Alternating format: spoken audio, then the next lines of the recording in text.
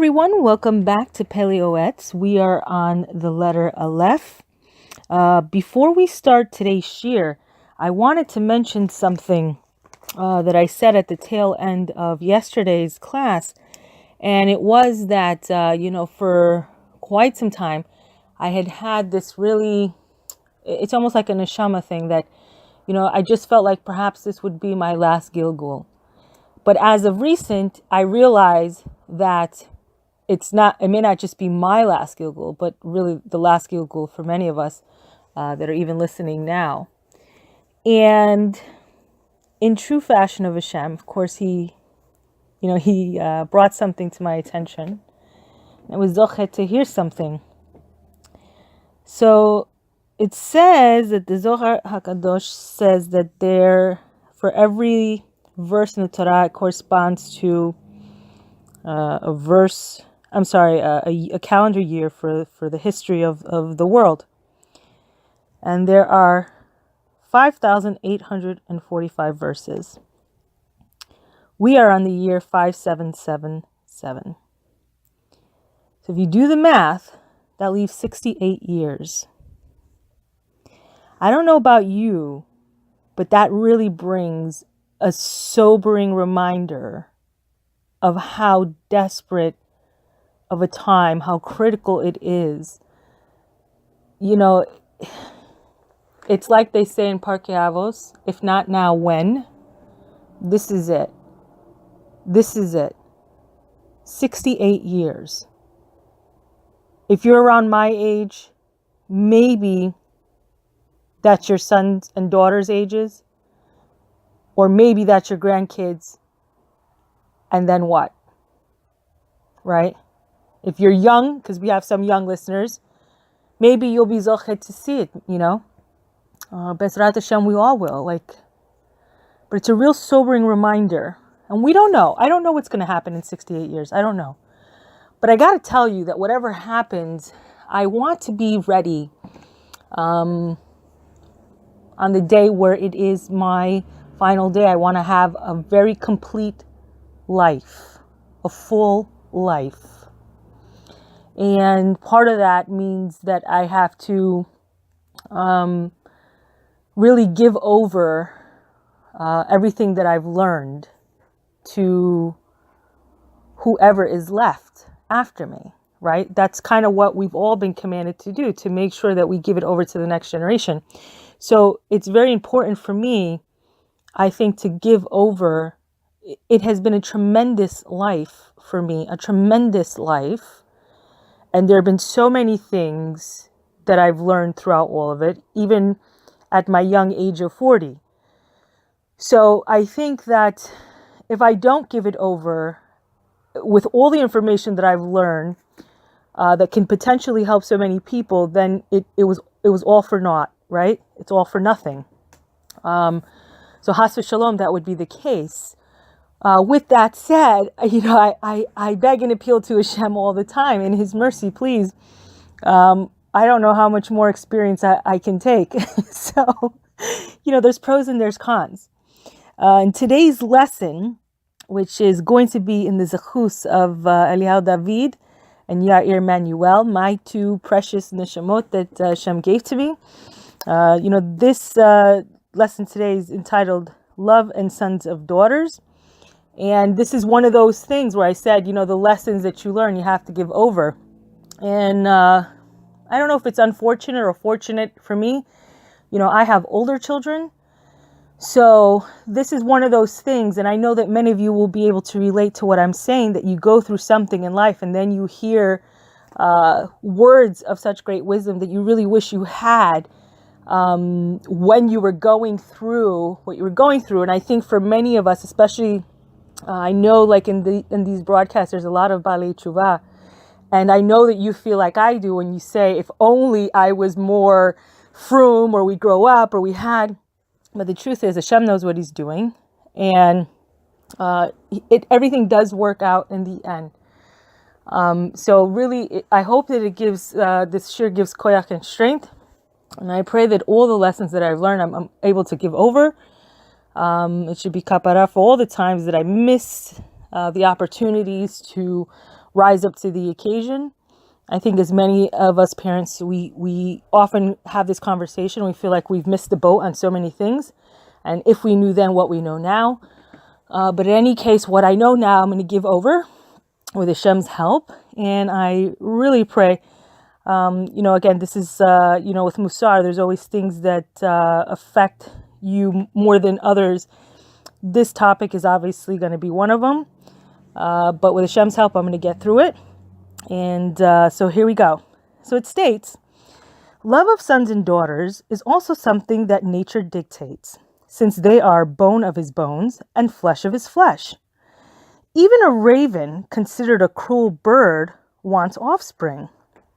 However, one needs to be careful that his love should not compromise propriety such that he would not chastise his son or demonstrate excessive longing and adoration for him.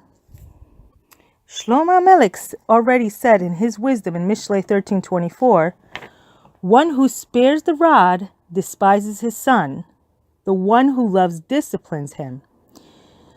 The primary love for a child is the love of the soul, and included in this, the love of oneself, for a son benefits his father, as is written in Mishlei 29:17. So now, this is a very famous quote, one that we are all quite aware of. Again, I have two sons, and I feel like with one son, I went one way. And of course, to compensate for that with the other son, I went totally the other way. So for sure, one, I always say, I have this joke, we have this joke between us, that one I was too harsh with and one I wasn't harsh enough. But somewhere in the middle of all that would have been the perfect balance, right? Just like the Torah. The Torah is about balance. So this is one of those things that I'm sure many parents can relate, especially if you're a parent that has means to really indulge your child. It's really, once you start that pattern, it really sets the child up for a very rude awakening, because, it's almost like this dance that happens between the parent and the child, where they feel like they can sweet talk the parent, and the parent always kind of just gives in at some point.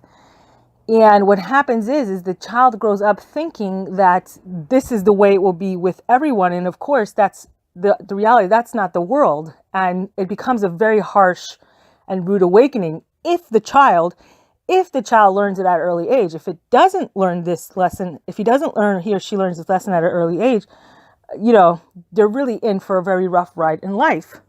And again, this is something that really plagues so many households, I think more in this time than ever. And the book goes on to say, reprimand your son and he will provide you with rest. He will bestow delicacies upon you. Therefore, a father should be careful to treat his sons with open rebuke and hidden love, each according to his level. In his youth, foolishness is entrenched in his heart. The rod of discipline will distance him from it, as recorded in Mishlei 22:15. However, the father must be careful not to act cruelly towards his son and beat him in anger with pitiless blows, has v'shalom. Rather, he should treat him with compassion and only hit him on the legs, not in a place where he might be permanently blemished, for example, between the eyes. When the child is older, an oral reprimand instead, as suggested in Mishlei 17:10, it is known in the Moed Katan 17a that a father who strikes his son violates the prohibition of placing a stumbling block before a blind man. So this is, obviously, the thing about children is, though you have to love them equally, they are different. And sometimes what works with one does not work with the other. Nevertheless, if you have a child, which all of us, I think, I don't know if you come from if you have a household with multiple children, there's always one that really gives you a run for the money. That's the one that probably will give you in the end, like the biggest, cleansing of your own neshama, if you will. But you have to, you have to really pace yourself when it comes to the discipline, because sometimes they can get us to a point like from 0 to 60 in no time. And the child of mine that was able to do this, he said, I always said, my goodness, he could bring me to 0 to 60 in like 2.3 seconds. I mean, he just really knew what buttons to push. And of course, he was very good by the time he was older, because this had been a dialogue that we had already established. So who's to blame for that? Myself, for not reprimanding him and giving him the proper musar. Now, of course, the book is now saying that once your child has come to a certain age, once your child, let's say he's probably in 4th, who knows? I mean, only you know when is the proper time, but let's give an example for 4th grade. Maybe your child is a little bit more mature, and it does not make sense to give a swat to the child, to give a potch to the child. And at that point, perhaps a word of musar is going to be a more appropriate form of action. But again, everything according to what the child's level is. And sometimes if your child is younger, then it does benefit you to pause for a second, get control of yourself, because children are sponges. And the last thing they need to see us doing is behaving in a manner that is just out of control. I know that for some people, this is a very difficult thing, because they themselves probably have grown up in very rough childhoods, and they lack the coping skills needed to address this kind of situation as it's coming up. And of course, even you're hearing this musar now, it sounds all great in theory, but as always with all things, putting it into practice is quite another thing. So it goes on to say that the Gemara does not mean specifically an adult son. It depends on the nature of the child and his character. When the child is older and no longer accepts rebuke, soft speech will break a bone. Mishlei 25:15. That sentence that you just heard there, soft speech will break a bone. This is going to be something that you're going to hear a few times in the Pele Yoetz. And it really is a wise saying. And in the future, with Hashem's help, I think we'll be able to really appreciate this sentence for all that it's worth. But the book goes on, it says, he should not treat him with the slightest disrespect in front of others in order not to ruin his reputation. I don't know if you've ever had this happen. I myself actually did have it happen, where I was not only rebuked, but I was struck in front of my friends. And I can tell you that it is a quite embarrassing thing. And you really, at that point, it set up, social difficulties, if you will, for quite some time. But it goes on. Moreover, one must be careful in that which our sages admonished us in Shabbat 10b. A person should not differentiate in the treatment of his children, for jealousy is as harsh as the grave. And of course, I know that there's not one person who's hearing this broadcast has not heard of, the quarrels of brothers. This is something that has been going on since Gan Eden, since the time of Gan Eden, when the twins were born, little post Gan Eden, where you have the first sibling rivalry of Cain and Abel. So a very serious situation. As parents, we have to be just so careful in the upbringing of our child. And if you feel that you're one of those parents that lacks the skills, please find a Rav that can help you. I think first and foremost, deal with the issues that you yourself dealt with, and then help you to get the skills to deal with your child. If for whatever reason you're a man listening to this and you see that your wife is struggling, be a mensch. Be a mensch. Please be a mensch. We all need compassion. And sometimes I think within the family, chesed starts at home. But it goes on that the general principle is that according to the intellectual and emotional development of the child, the father should deal with his son in such a way that he will not sin. So don't push him to a point. Okay, don't push them. Even children have their limits. So don't push them. And at some point, somebody's got to break the cycle. So it says, if the son sins against him, he should quickly forgive him so that he not be punished because of him. He should not be so exacting with him, and sometimes he should even make himself like one who is deaf and blind to their wrongdoings. Sometimes he should even forego his will before theirs. This is a fundamental rule for someone who wants to earn zechus for his soul and the souls of his children after him. Now, this is another concept that you're going to hear again, and I think it's going to be coming up with when it comes to dealing with spouses. And let me just tell you this. This is the thing I really want you to take. The lesson I learned the very harsh way. That, first of all, Kadosh Baruch Hu made the women with their tear ducts open, right? We're as hard as, and I am a very tough cookie, but I can tell you that my tear ducts are open, and for as tough as I am, it's very easy for me to cry, very easy. And sometimes I think that we, or at least myself, let me just start with myself. My biggest mistake, I think, in both raising my children and I think even in my own marriage, was making mountains out of molehills, right? Because what ends up happening? So what ends up happening is I get upset, then Hashem gets upset, then Hashem opens up the book, he sends a punishment. So now I'm upset because they're getting punished because it's still affecting me. So what did I accomplish in all of that?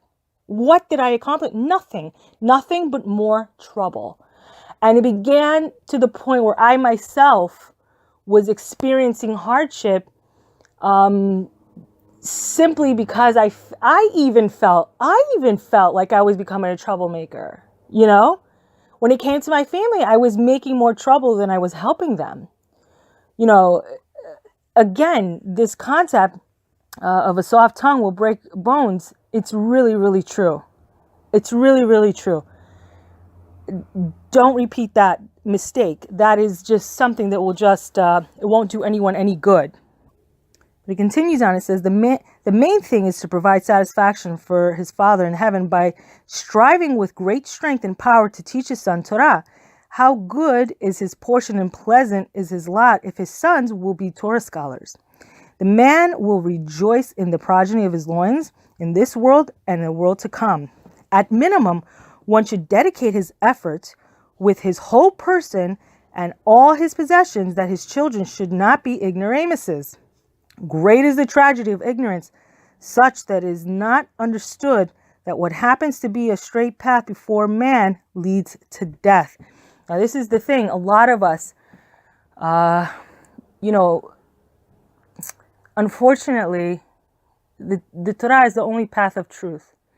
And if you're ignorant to it, again, we talked in the previous year, I don't know if it was yesterday or the day before that one, in which, how sometimes you have to be careful with emet, because if we don't, then we create these melachim who come and they give us all these justifications.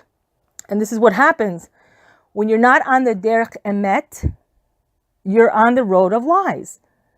So what happens? Constantly, you're creating these malachim who come and they justify all these things, and in the way, and in the end, it's the way to death. So, Has v'shalom, we really have to be diligent in teaching our children. But more than that, we have to be educated ourselves. But it's not enough to sit in a shir.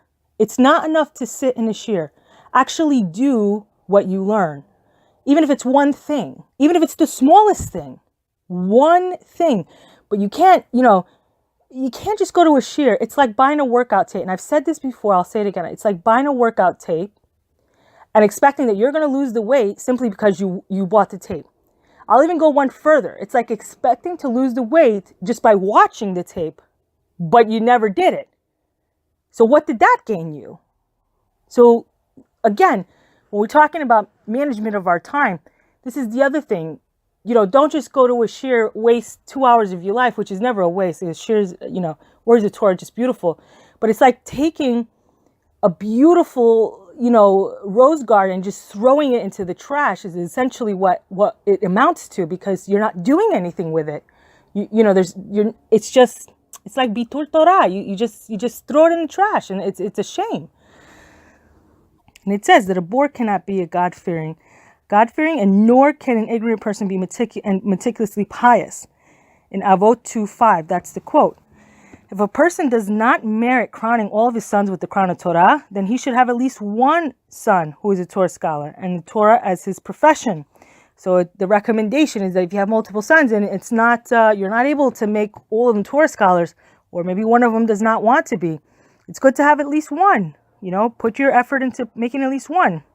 So it says, a person should pour out his soul before Hashem, that his son should be masters of Torah, perfect in character and mind. He should even fast for this in order that his sins not deny this good from his progeny. In other words, as we all know, sometimes we ourselves have averot that are blocking our tefillah from going up. It's suggested that we should fast on behalf of our children. And it says even more so, a man must be vigilant in regards to his daughters, for one does not know what will be their lot in life. Consequently, a person must be careful to distance them from all bad personality traits, to teach them many kinds of womanly occupations, and accustom them to minimize sleep and develop good character. A father must counsel his daughters with prudent advice on how to conduct themselves with their husbands in a good and straight way, in such a fashion that they will find favor and good understanding in the eyes of God and their husbands. So now this is, another statement, again, with our daughters. We kind of been speaking about our sons with our daughters. I am quite sure that this is not just referring to teaching your daughters how to clean the dishes. Okay? I think that they have, they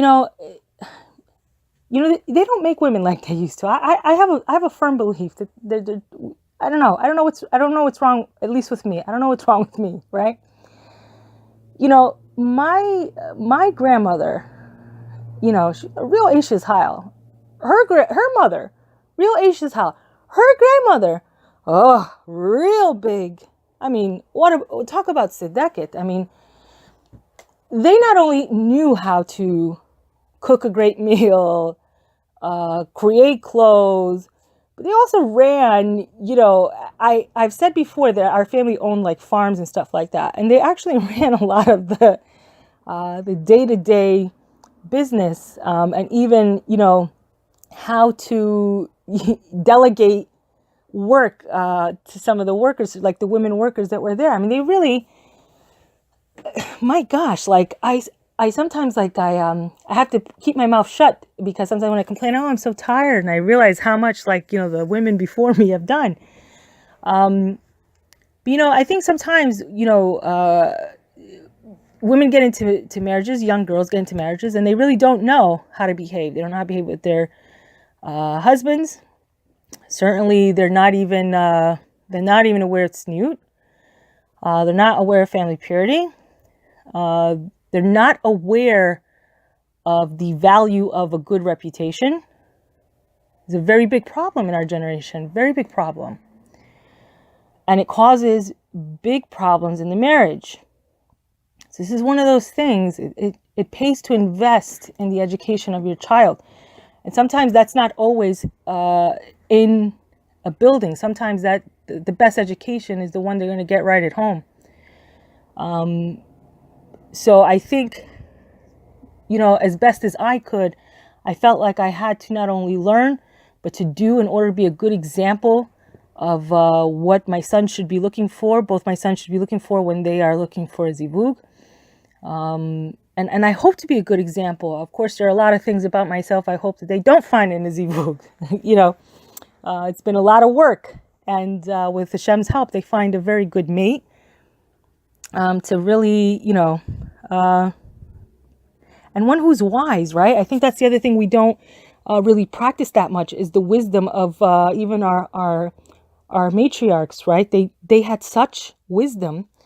They knew how to get things done, and most of them without even saying a word about the situation. Like, you don't see these big quarrels going on in the Torah.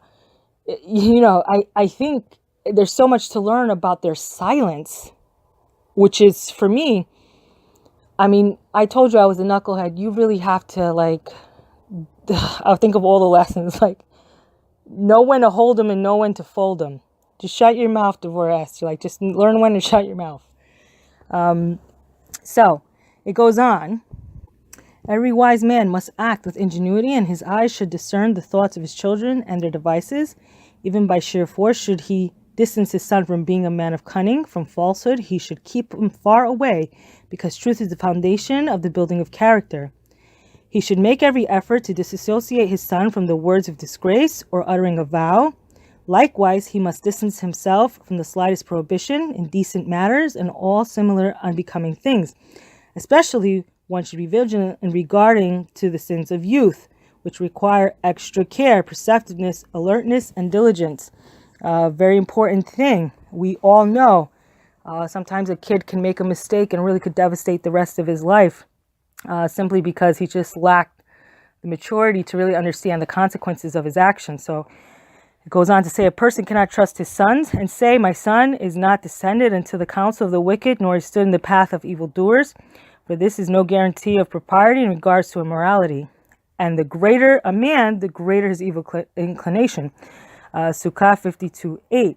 So don't fool yourself. Don't let these malachim tell you, oh, your son's a ben Torah. He's so good. Everyone has a Yetzirah. Everyone has a Yetzirah. Don't lie to yourself. You have to be on top of your children. You have to know what they're doing, who they're hanging with, what's their character, what's going on. Be involved in your children's lives. It says, great is the effect of adolescence, and great is the impact of bad friends. Sotah 7a. Therefore, a person must be attentive to disassociate his children from corrupting friendships in every instance possible, and to maximize his effort. They should go on a good path, and keep the ways of the righteous. This is the primary pain of raising children, and that's in quotes, pain of raising children. This is what it is, folks. It's not easy to raise children. However, according to one's pain is one's reward. Woo! I know everyone's breathing a sigh of relief now, right? He shall rejoice in his offspring in this world, and his soul will delight in the next. This love, too, must emerge from his love of the omnipresent. He should attempt to increase the number of those who serve God. The real fruit of sons and daughters is when they perform the will of the Creator. If the children are unfaithful, their non-existence is better than their evil presence. As such, the ultimate purpose of love of his children should be to fulfill the command of his Creator and to be a source of pleasantness to his Maker. So that's the end of this chapter. But before we close out, I just want to give you a word of Hizuk. And I got to tell you, believe it or not, it was a word of Hizuk that came to me a long time ago when I myself was not on the derech emet, and I was on the derech of myself. And I got to tell you that this word came from Rabbi Nachman through his shliach, right? Through the people who teach all his stuff. And ironically, it was not through. It was like one of the books.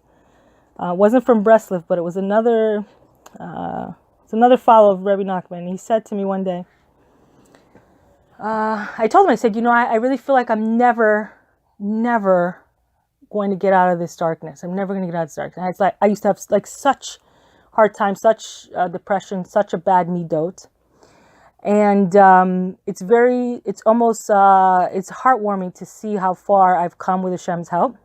But he said to me, the pendulum swings both ways.